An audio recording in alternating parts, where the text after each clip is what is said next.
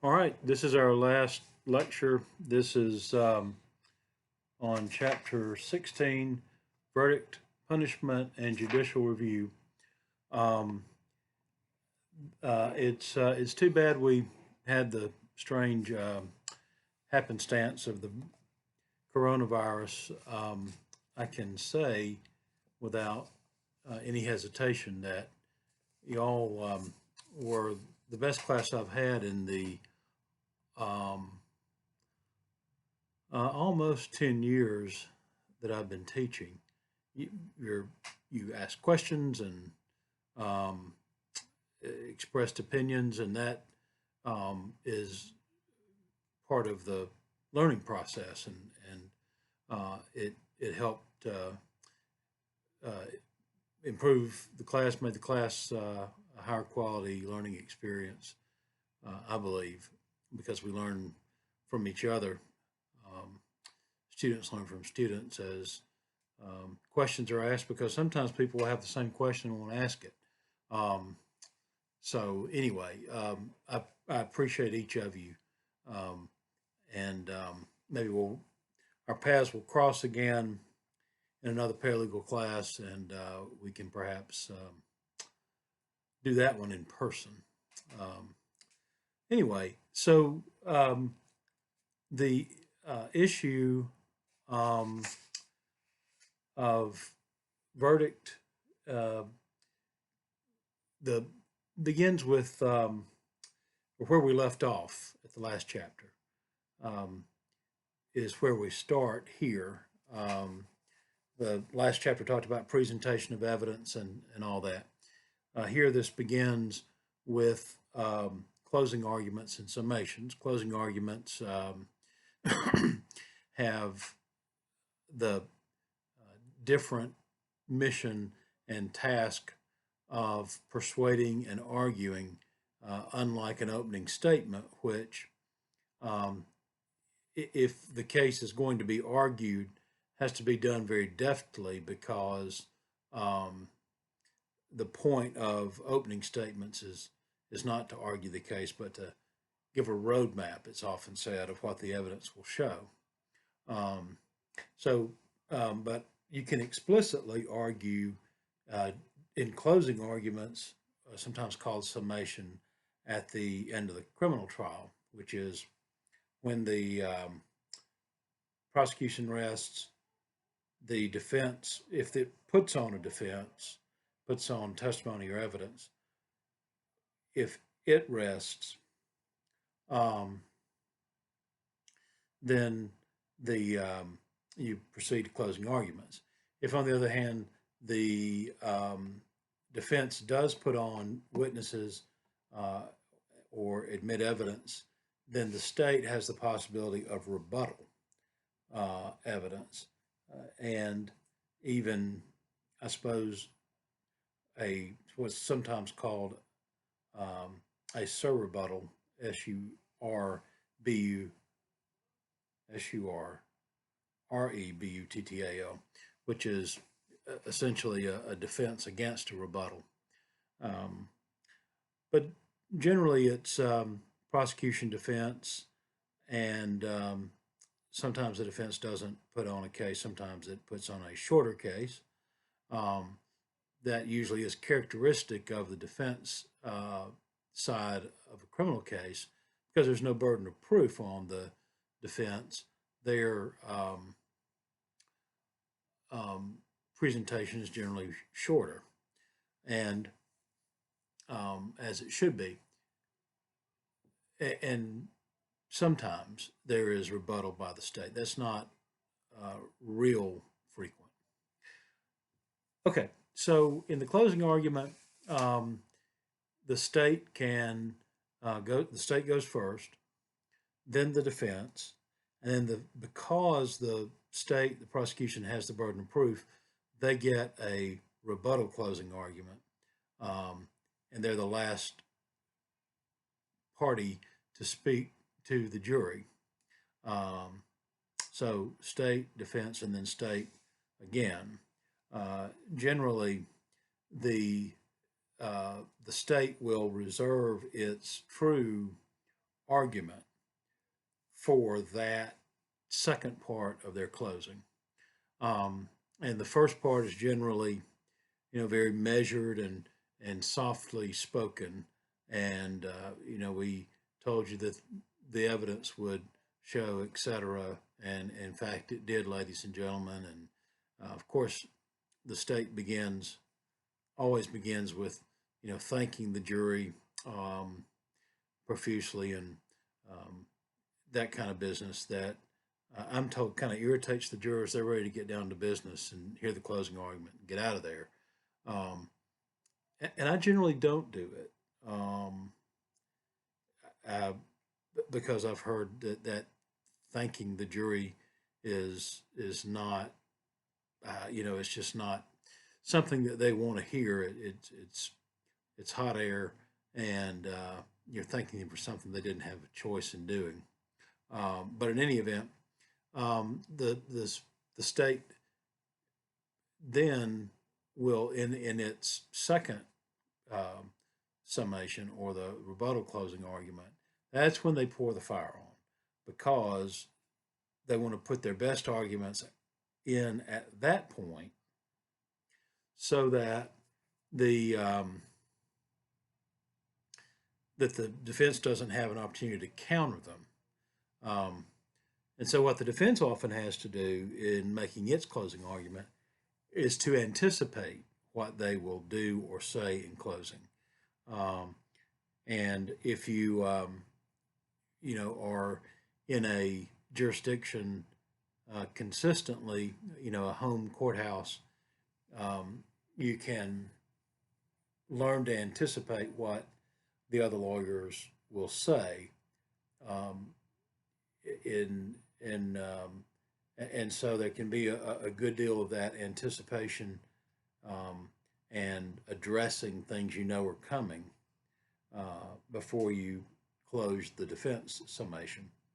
Uh, the state cannot comment on the evidence or on the defendant's failure to testify. That is a serious misstep. Generally will be corrected in an extra instruction by the judge, um, potentially even a mistrial granted.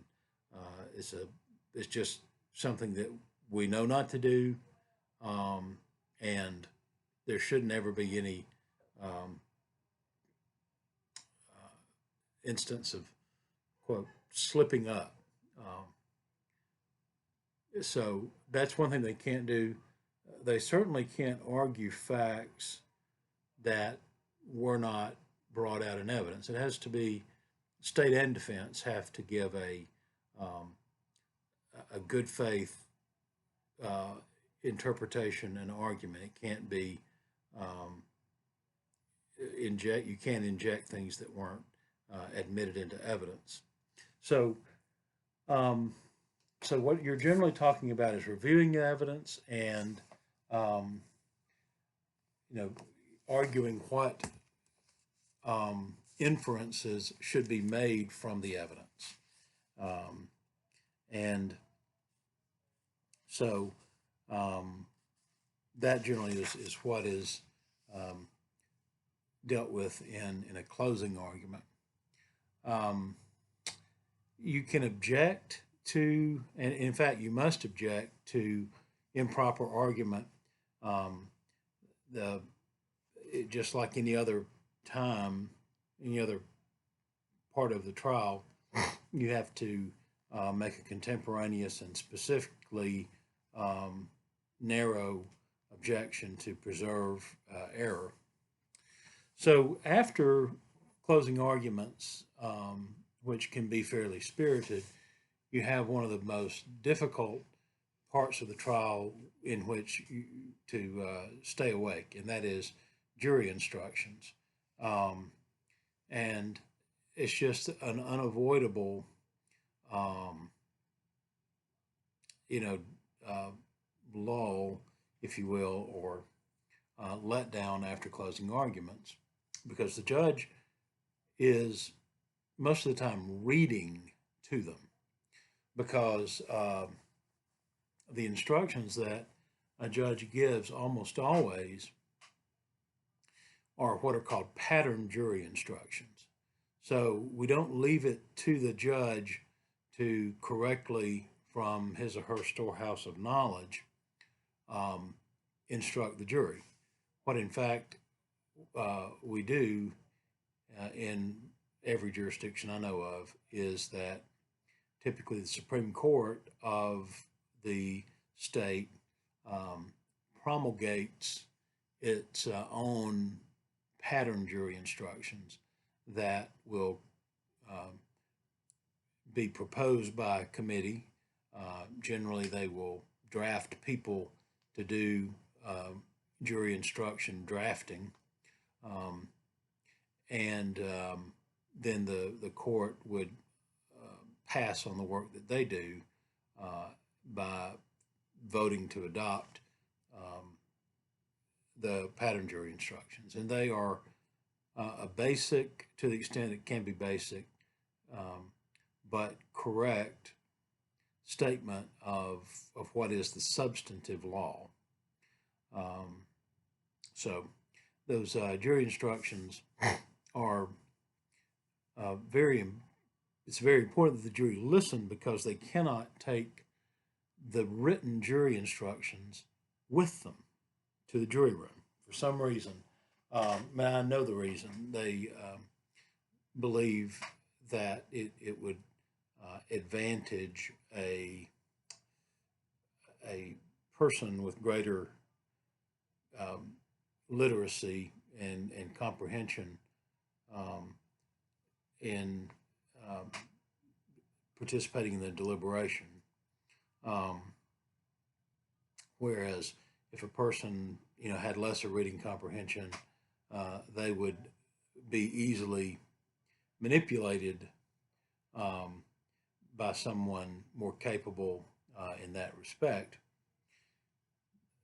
The problem is that's going to happen anyway. You're going to have the smarter people versus the not so smart people on a jury, and a lot of times the not so smart people are going to be quiet, not always, just like people in general. Sometimes people enjoy displaying their ignorance, and so the more intellectually gifted people will, anyway, they will nonetheless sort of have potentially a greater sway in jury deliberations. But that advantage that might go to the better educated from having written instructions, that's why they don't do it in Alabama, at least.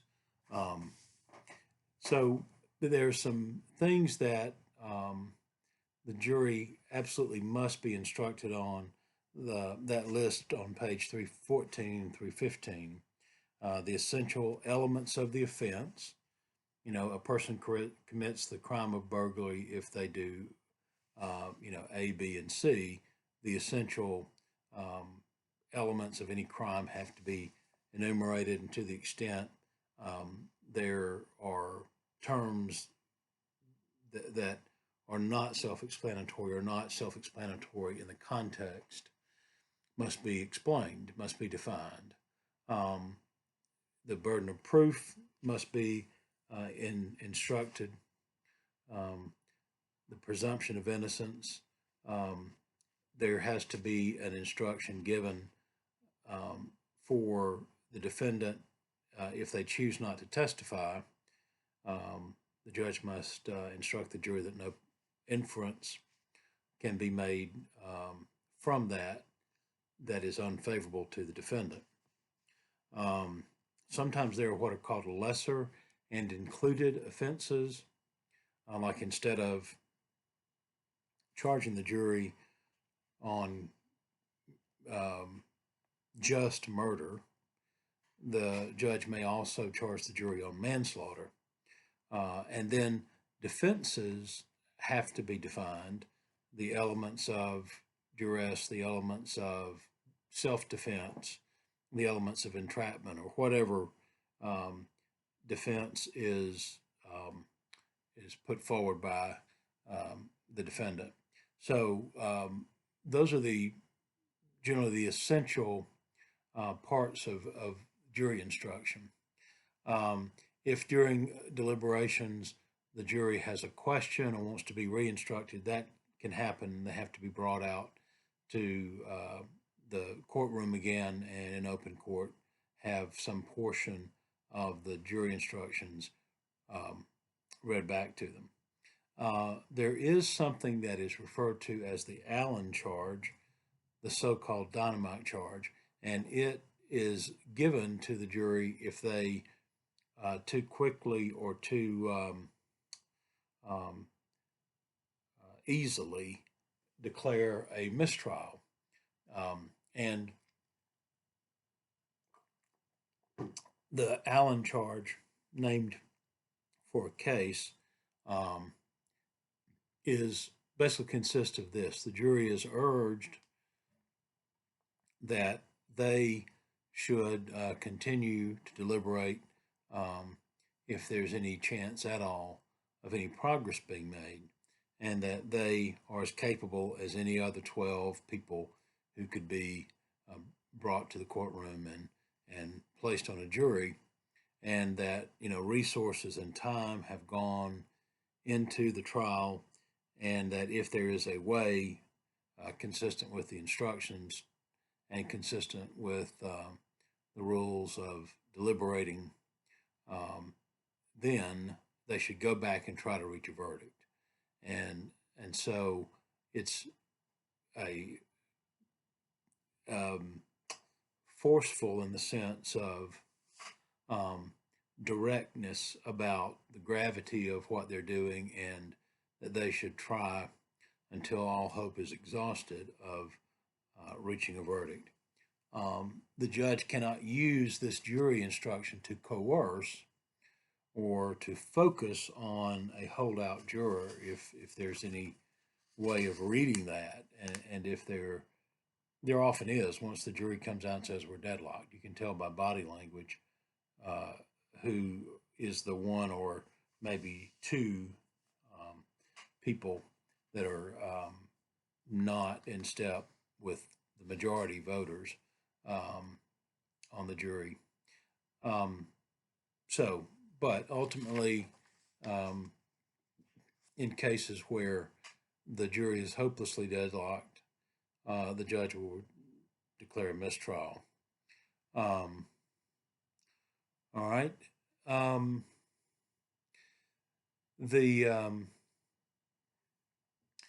Once a jury has reached a verdict, just like on TV, they come out and that verdict is written and it's signed by the foreperson of the jury, and that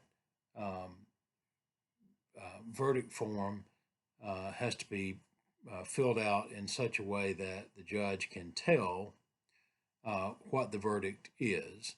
And when I say it has to be filled out properly, that's what that means. It has to be clear that what the intent of the jury is in marking the verdict form. And so generally they have a form that is sent with them to the jury room to deliberate, so that the verdict comes out in a standard form that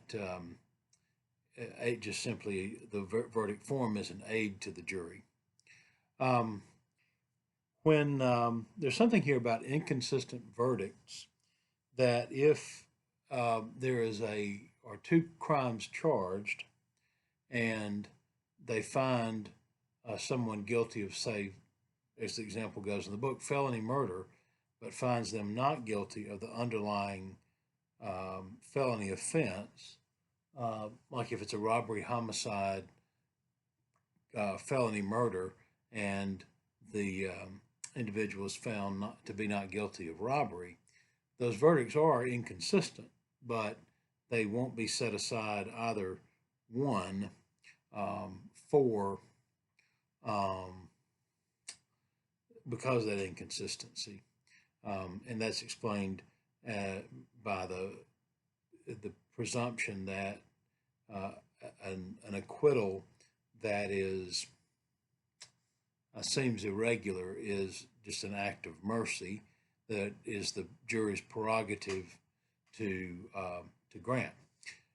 Now, just earlier there was a discussion in the book about jury nullification, whereby the jury, because they don't like the law, can simply vote to acquit a person who is um, seemingly overwhelmingly factually guilty, um, because they don't like the law.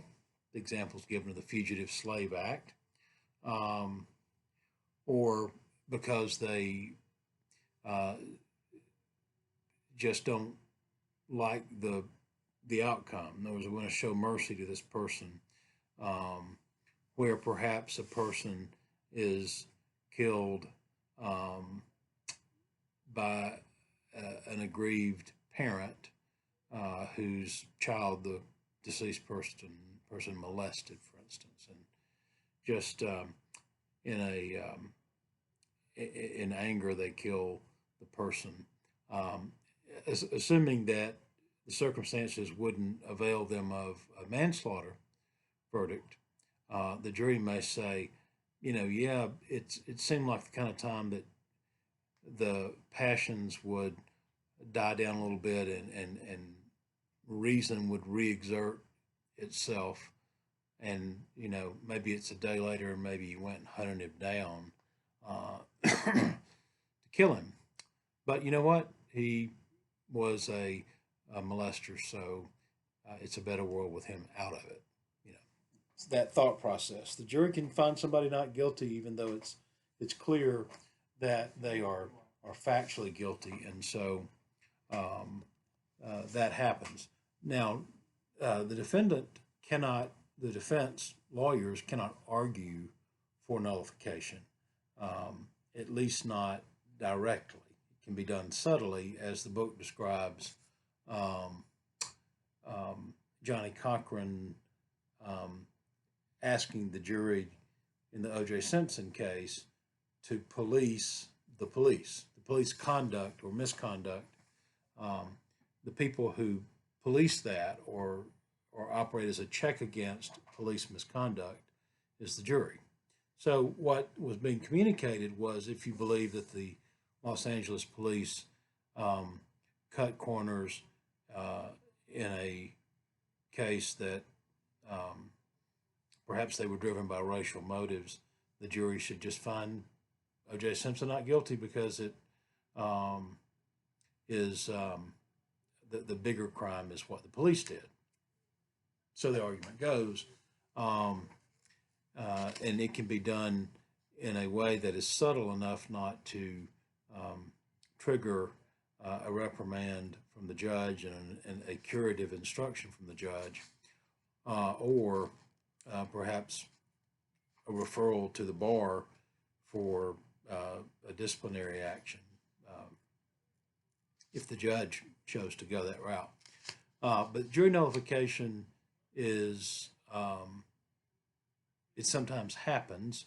I think a real recent example of this happened in Lawrence County, Alabama, in Moulton, where a teacher is alleged to have had sex with an 18-year-old who was a minor, and under the teacher student school employee student law about sexual activity, they just, the jury said, this is BS. The woman confessed on videotape that she had had sex with this 18-year-old boy who was a student at the school. But the lawyer argued, you ought to be able to have sex with whoever you want to, as long as they are also an adult. If you can fight for your country, if you can vote at 18, you ought to be able to have sex with whoever you want to. And the jury found the teacher not guilty because they thought the law overreached and was silly, I guess, in the context of an 18-year-old, whereas they might find somebody guilty if the child were 15 years old. Um, that's a pretty that was pretty clearly an act of jury nullification. But once the jury makes its decision, it cannot be the verdict cannot be impeached for nullification or for any kind of irregularity that occurs inside the jury room, other than the introduction of extraneous information that didn't come from the courtroom. Someone did Google research. Somebody went to the scene of the crime on their own. Um, Somebody talked to a neighbor that might have known something about the crime, and that extrajudicial information is brought into the courtroom, or rather into the jury deliberation. That is a means by which a jury verdict can be impeached or uh, um, subject to review and criticism. Otherwise, a juror can't um, testify about one of those matters like somebody was drunk, somebody was sleeping, or somebody yelled at somebody, or whatever. Um, um, so, um, generally, jury verdicts are not likely to be set aside for irregularities or misconduct unless it had to do with um, a person being brought, a person bringing extraneous information to the jury room. An exception to that is a fairly recent Supreme Court case where a juror was expressing a lot of seriously racist ideas and biases in the court in the deliberation, and it was brought out by interviewing a number of the jurors, and it was just an exception was created by this decision. I can't call it off the top of my head that racial animus is so pernicious that if it seems that the person was um, that racial bias played a role in the decision making of any of the jurors, um, then the verdict could be set aside and the person granted a new trial. Uh, when a jury returns a verdict, often you will see a request that the jury be polled, POLLED. Polling the jury involves asking each of the jurors individually, is this your verdict? And the response should be yes if things happened correctly and 12 people of their own volition voted guilty or not guilty. I mean, usually it's a guilty finding where the defense asks that the jury be polled. One time I had a case where, in the course of that, um, the jury being polled, some man actually said, "No, that is not my verdict," and it raised some eyebrows, and the jury had to go back and continue deliberating. And I think that the man um, still voted to acquit, and the person resulted in a hung jury, as I recollect. That was early on in my career, but in any event, um, most of the time it's 12 yeses. This is my verdict, and you've just eaten up some oxygen by that process. But once in a blue moon, somebody will crack and say, "No, it's not my verdict." Um, that due to pressure or due to some reason, um, I've that isn't my vote, and so off they go to deliberate some more, or a hung jury or something. But it will keep that jury verdict from being entered against the defendant if somebody doesn't. Well, if even one of the jurors doesn't affirm that indeed that is their verdict.